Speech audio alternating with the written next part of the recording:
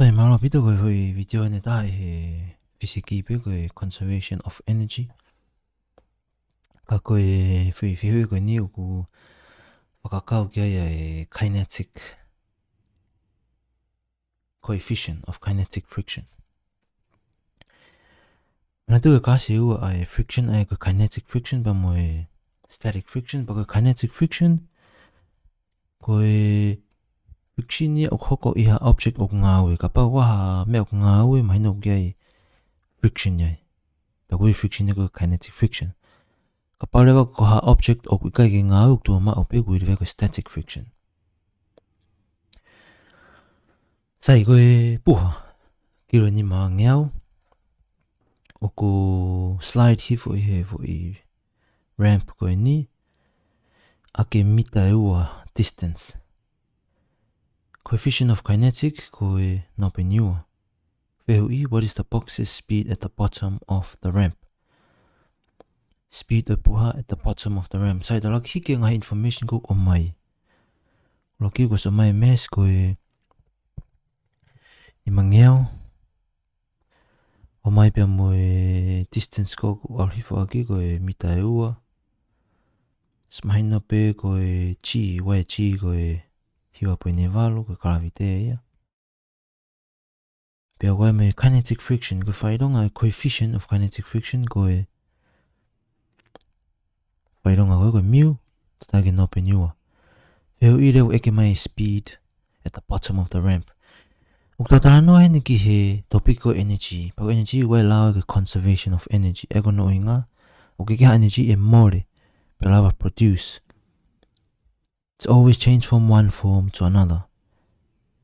But the tanga graph ifo ka ya wai me ko energy initially pe amue energy final. Ko po ko ni e kamata na olunga he. Pero ini olunga he ne teke ngawe, therefore it has a gravitational potential energy. Gravitational potential energy ada tape because it was not moving. And then it starts sliding. Owa make lalo ki. Kone slide hifo koe oku iai hono kinetic energy. Heu kamata nge ngawe. Kone amo ki lalo ki heu kinetic energy ada tape. Ke kita gravitational potential energy he koe haiti lalo he oku noa. Sai manatu gravitational potential energy kono formula ko mgh. Ko energy ko joules. Ko kinetic energy ko half mv square. Ko mv square over oa. Sai wai mek fo o heni. Tatu tana kene. Aya koe kinetic friction. Kinetic friction ok fafufunga aya work. He koe work koe ni whakatupu ya. He koe fi force. Sai koe formula work kapate tatu e formanato work.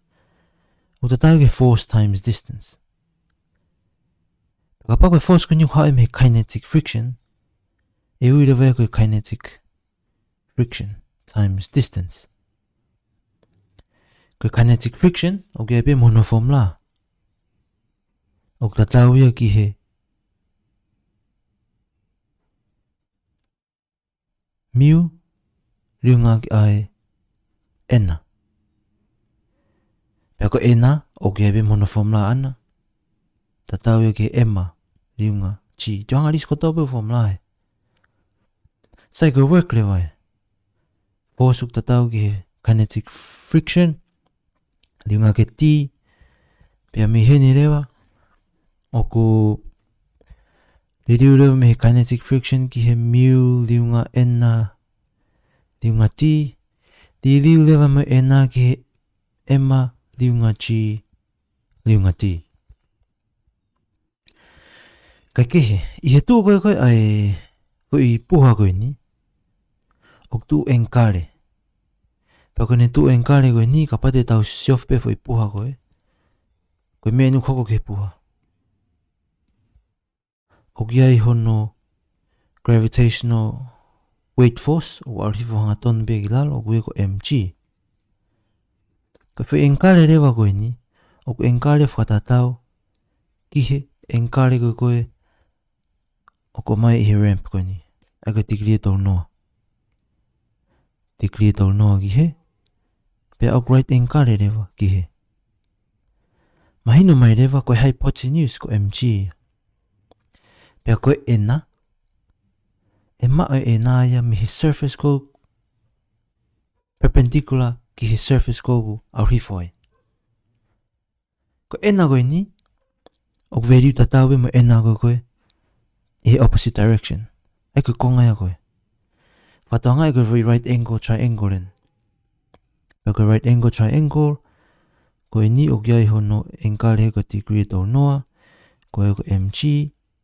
Ka paure o ka whi ilo ai ki whi konga koe o asime koe. Ko adjacent ni e. Ko adjacent ni o alpha taha bea pe moe cosine. Koe ka pau ko whi kumi adjacent ni koe.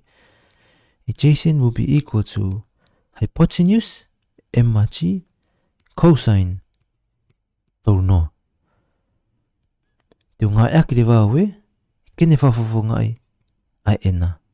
Heu ta tau pe moe. Tō mai le wae koe mg cosine tau noa, koe ten hao whetongi aki ai ena. So ena will be represented by mg cosine tau noa. Sai, ta whak mai rewa ke tawu i formula koe ni, ke ta hanga o veteki hifo. Ko gravitational potential energy, kus mahina be ko mgh, ko asi ko e. Kinetic energy, ko v square over ua, ko asi ko e. Work lewa ko e, te tau ngai ke whi formula ko e. Mu, ko ena ko e, he keke tangai te ena mg, te tangai te ai fu i konga ko e. Heu keke whalate tu e puha o tu enkare. Te tau ngai kle wai tatoru e ke whakahau ke ena. Mg cosine 30. Mg cosine 30 degrees. Pea tau kriunga i lewa ki ai d ko asme mi mui koe. Sai koe whehe ui, ke kumi ai speed o puha e nea o me koe ki lalo ki he. Ko tau kumi ne v koe. Sai tai mini o kia e ngahi nau henyuk malawa ki cancel out, hange koe mass, mate kotoa mass ia. Au me ki he. Ika ki ngatai, o kia e pia mui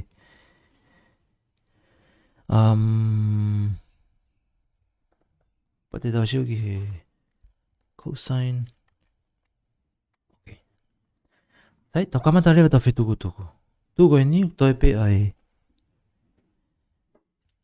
GH e ta whaaki koe. Ta tau ke v square over ua. Ta tau ki he. Ko tau whenga whuken ke kumi velocity. Kamata rewa no whetuku tuku. Te o kopi mai ki whi konga koe ni ke tau alo ngai aki he pēsi hoko.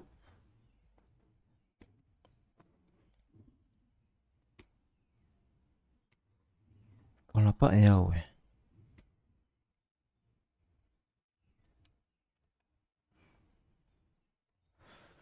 Ka tau whetuku tuku rewa dai mini.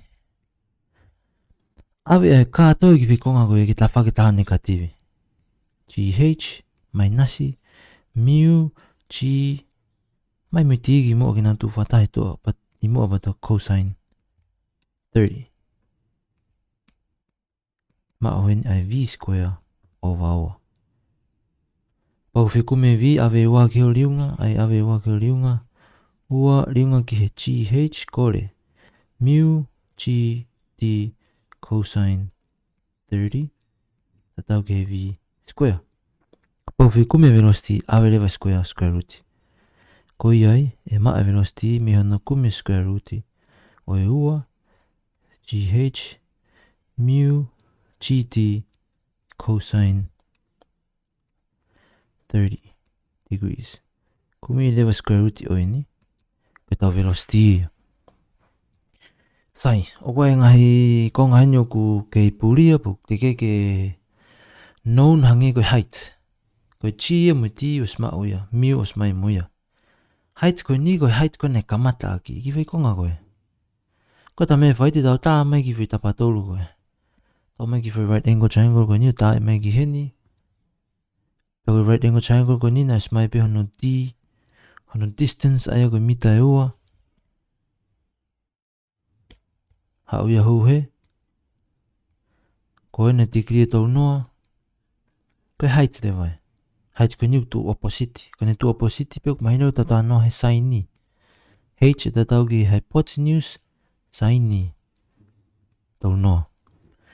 Ua sin ni tau noa e mao ai height koe taha. Substitute lewa kata u values ki heni.